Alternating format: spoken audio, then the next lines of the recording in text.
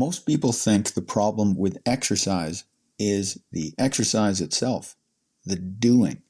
They believe that if they could just find the right workout, the perfect program, the ideal time, the most efficient routine, everything would click into place. They'd stick with it, transform their bodies, and finally feel the way they want to feel.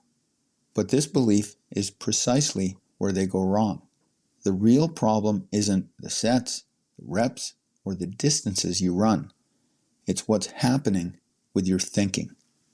Hey there, it's me, Core, and you're listening to Exercising Self-Control from Fitness to Flourishing. I've spent years studying the psychology and philosophy of behavior change, and I've come to see that most people struggle with exercise at one of three distinct levels.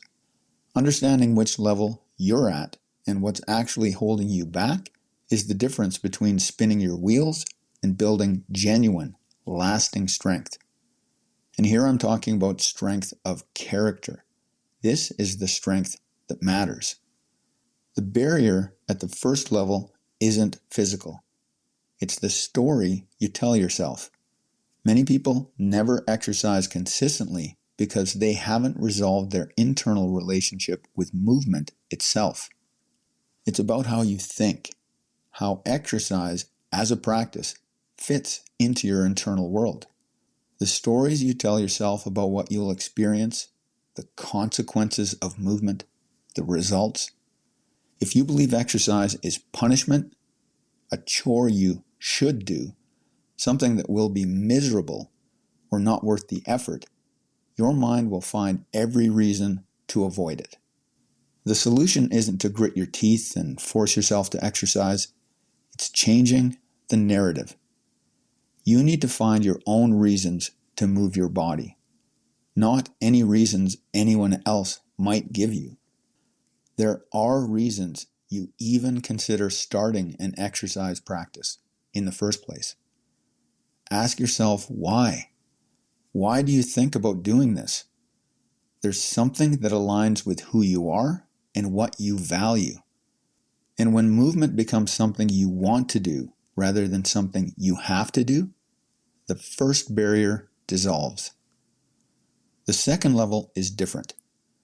You've overcome the mental resistance. You've found your reasons for starting and found a form of movement you genuinely enjoy. You're doing it regularly, but you still struggle to make the time to do it daily. Life gets in the way. Obligations, work, fatigue. Something always seems to pull you away. Here's the thing. If your physical life completely transformed, for example, if you had fewer aches and pains, your mood improved, and your focus sharpened, you wouldn't struggle to make the time. You would treat exercise commitment like you treat your need for food and sleep. They're non-negotiable parts of your daily routine. If you don't eat or sleep for long enough, you start paying attention to what your body is telling you. This suggests the real issue isn't time management. It's that you haven't yet experienced the knock-on effects of consistent daily movement. You're still forcing yourself into a specific type of movement you think you should do, rather than finding a way to move that actually serves you, paying dividends in how you feel that makes an obvious positive difference. The consistency breaks because the payoff hasn't been real enough to justify the effort. The path forward is to align your movement with what genuinely works for your life and your body. When the benefits become undeniable, consistency becomes effortless. Then there's the third level. This is the one that was a wake-up call in my own life. When I finally learned this lesson, it changed everything. I had reached a point where I was exercising daily. My body was strong. I was fit by any conventional measure. Yet I felt psychologically and emotionally defeated. I got to peak physical condition and thought, is this all there is? I had built physical strength, flexibility, and endurance, but I hadn't built the inner resilience I actually needed.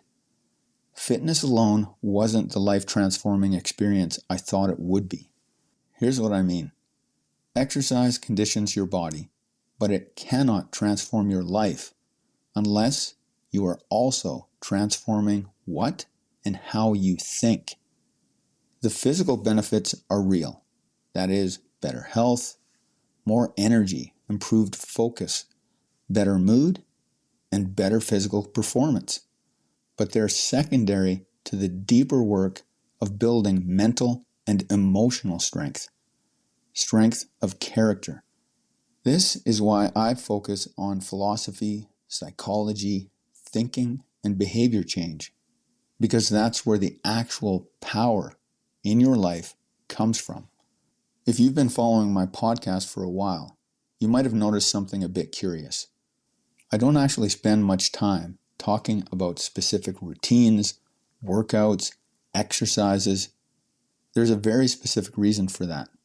Exercise itself is the simplest part of an exercise practice. Movement is not mysterious. I mean, we all learned how to move pretty much on our own as babies. The real struggle isn't the movement. It's getting ourselves to actually do it often enough we become more skilled in the doing that's the challenge. That's a matter of making the right choices. I remember the exact moment this became clear to me. I was standing with a client and I realized I wasn't just their trainer. I was functioning as a proxy for their choosing self. My client had handed me the responsibility for their decision making, whether from a lack of knowledge or for the sake of convenience. That moment of realization signaled my journey toward being the cognitive strength training coach. I started helping my clients make better choices because I knew that was the key to real life transformation.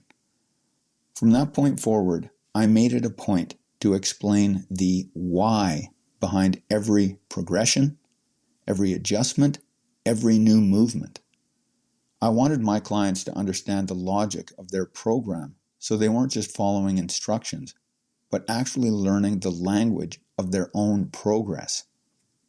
My goal became to make myself unnecessary, to reach that moment where a client could say, I don't actually need your help anymore because I finally understand what I'm doing. For me, that's true success. Because when you know how to choose for yourself, you aren't just exercising. You have the tools for a lifetime of health and fitness. You're building not just physical strength, but the mental autonomy to sustain it. And when you're really paying attention to what you're learning, you'll have the principles, skills, and systems you need to flourish in every aspect of life. That's what the 3 levels are really about. They're not obstacles to overcome. They're invitations to take ownership of the transformation you want for yourself. Whether you're struggling to start, struggling to stay consistent, or struggling to see the knock-on effects in your life, the root cause is the same. It isn't about the exercise routine you practice. It's about what's happening with your thinking. If you want to move from just being fit to actually flourishing, you have to change the way you make choices. Exercise is the vehicle, but your capacity for making excellent choices is the engine. That's it for today. Catch you next time.